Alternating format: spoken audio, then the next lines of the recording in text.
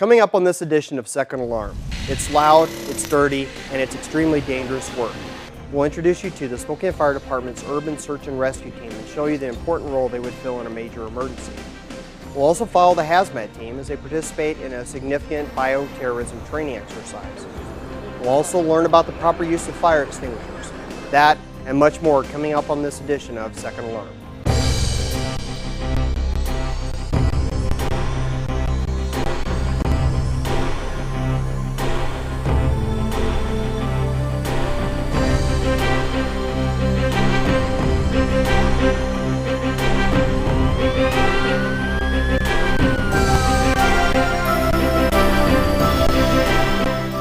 Hello and welcome to this edition of Second Alarm, the show that takes you behind the scenes of the Spokane Fire Department. I'm Assistant Chief Brian Schaefer. The department has a new urban search and rescue training prop to train firefighters and help locating victims in building collapses and other confined spaces. Captain Dave Hayworth has more on this unique training and the important role of SFD's USAR team. The USAR team is a response team designed primarily to respond to structural collapse incidents. How wide is that? It's very manpower intensive, so it's larger than one department can handle. So we've come together and are forming a regional team made up of different departments, Fire Department in Spokane and Fire District 9 up north. And we've learned to train or use the same equipment and train together, and now we're practicing responding together. Today we're practicing a regional exercise where we have a simulated natural gas explosion in a one-story concrete building that's collapsed. We have 5 victims inside, and we've identified those likely areas where they are, and we're practicing working our way through the building, searching the voids, shoring them where we need to, and extricating the victims. It's time-consuming, it's very labor-intensive, tool-intensive. You can imagine cutting a hole or blasting a hole through 5 inches of concrete. Takes quite a bit of work, and the building has been compromised. Its structural stability, so it's not in the shape that it normally should be, so you're never quite sure what you're going to get. We built this prop out of materials mainly donated by various businesses in the community, and as we put it together, we engineered it so it appears to be a pile of rubble or a collapsed structure, but in actuality it's been engineered to be safe and create safe areas for the crews to work in. There's tunnels, there's voids, there's places where we can hide mannequins, there's places where we can practice shoring up sagging ceilings or leaning walls, or anywhere where we might need to enter a building that's been compromised. The fire department's Hazmat team recently participated in a major joint agency bioterrorism drill. The goal of the drill was to see how different agencies could respond together to mitigate a letter containing anthrax at a federal post office. Attention in the building. This is a BDS alert drill. All personnel, shut down equipment. Proceed to assembly areas A or B. What we did today is we did a full-scale anthrax bioterrorism exercise based on protocols the post offices put in place to deal with possible anthrax contaminations after the post offices in Washington were contaminated in 2001. What we did is we simulated an alert of anthrax here at the facility, evacuated the facility of all postal employees, guests, and did a head counting procedure for all of those people. We may only leave the site under the direction of local first responders.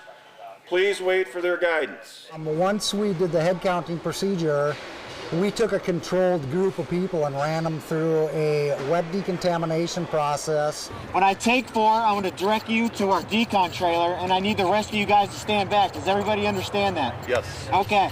And a post-exposure prophylaxis process, which is medicating them with antibiotic medications. Are you allergic to penicillin? All right.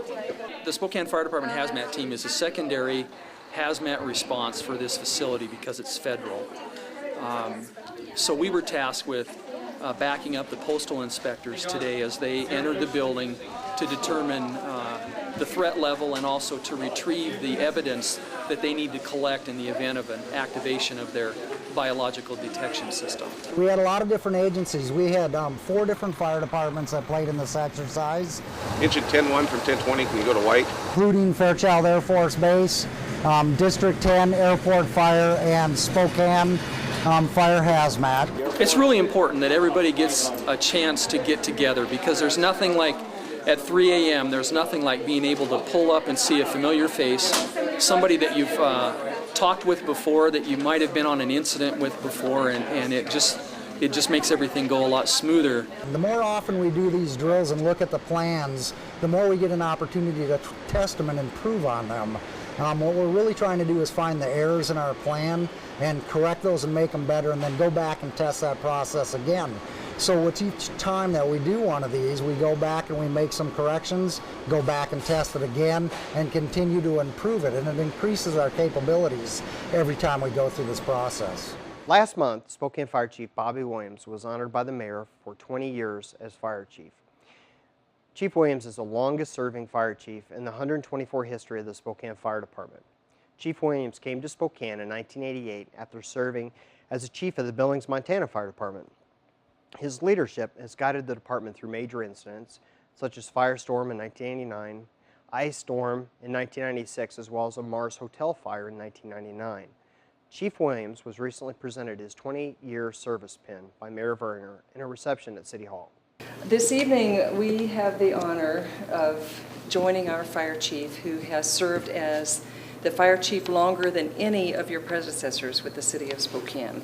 Since 1884, the 125-year history of this city, or 124 years since we had a fire service, you've served longer than any other chief in the city of Spokane. I find that really impressive. Hired in 1888. It seems like it some days, Mayor. Those were your horses. You know those horse barns that Fleet is in? Those were Bobby's horse barns. You were hired in 1988 by Terry Novak when he was the city manager, after you served as the fire chief in Billings. Yes. Throughout the years, Chief Williams has served this community. Some of the really big events were Firestorm, Ice Storm, 9/11 attacks, and recently our January snow emergency and then the Dishman Hills fire. Chief's leadership in part led to the passage of 2 bond issues to help modernize the department. And I saw some of those old trucks in the picture. They kind of remind me of, you know, the Studebaker that we had in our garage, up to the new rigs that we have today.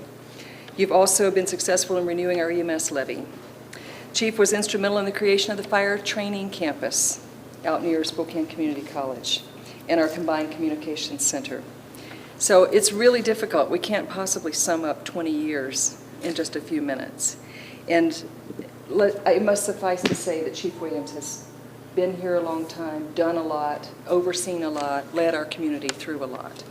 And so what I have to offer you today is really completely inadequate, but it's traditional. And of course, you wear these, so I'm going to let your wife stick this on you because I want to make sure I don't poke you in the wrong place. I understand how that goes. And I'm not sure exactly where it fits with your other medals. We'll probably put it on my lapel. So. But let's join Chief Bobby Williams in a round of applause for 20 years of service.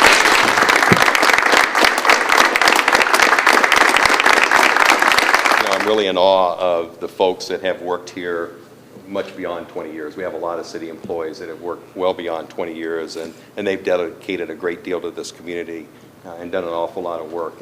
And I've been very, very fortunate to work with some wonderful people, not only in our department, within the city, and in this entire area. We are truly blessed in this area to have so many people that are really dedicated to provide a safe community, and I've had a good fortune of working with those folks over the years, and I think there's been a lot accomplished. That doesn't mean we still don't have a lot more to accomplish. As a fire department, as a city, as an area emergency services, we still have a lot to accomplish. And I certainly look forward to all of those challenges. There will be challenges that lie ahead. But it couldn't have been done without the great people. I've worked with some great mayors. I think Mayor Verner is the 8th mayor that I've worked with since being here. I think 8 or 9 city administrators, with Ted being here.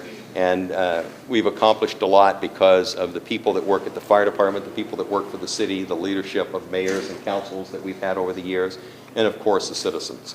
And I'm extremely proud of the service that's delivered each and every day by the members of our department. They do a great job.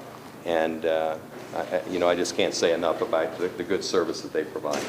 And certainly thanks to Danielle and the boys, because their support and their understanding has allowed me to serve for the time that I've been here. A fire extinguisher could put out a small fire, but do you know how to use one correctly? Recently, resident assistants at Gonzaga University got a hands-on training opportunity on the proper use of fire extinguishers. Squeeze that handle, aim at the base of the flames, right at the water level. So what we're doing is working with the RAs and the RDs to get them trained and experienced in how to use a fire extinguisher and make them feel a little safer with that operation. You grab your fire extinguisher before you start heading into an environment that might have some fire in it. You want to check to make sure the little gauge here registers in the green. You try to teach pass, pull, aim, squeeze, and sweep. And typically what a young person will do, or a person that uses a fire extinguisher, is they'll get excited and they'll forget the basics and those types of things. So we want to take them back to that basics so that they have a place to start from in that emergency when that adrenaline is running. When you get just past this yellow line here, start aiming that now, and then start squeezing and keeping 1 or 2 more steps towards the base of the fire. Okay. A little bit slower, and there we go, there you go. Oftentimes people think they can do too much with a fire extinguisher, so we try to play that down and say, hey, small fire, keep your avenues of exit open to you as you use a fire extinguisher. There's nothing in any of these buildings that's worth getting yourself killed over, okay? Getting everybody out, including yourself, is the utmost important. The rest of this stuff can be replaced. I thought it was a useful event. I've never used a fire extinguisher before. This is a first-time thing for all of them, I think, almost, and it's a real learning curve, and they're really getting a lot of good training out of it. That's all for this edition of Second Alarm. We welcome your questions and comments and suggestions. Feel free to drop us a line at fire@SpokaneFire.org, or you can give us a call at 509-625-7036. You can also visit our website and our blog at www.SpokaneFire.org. Thanks for watching, and please stay safe.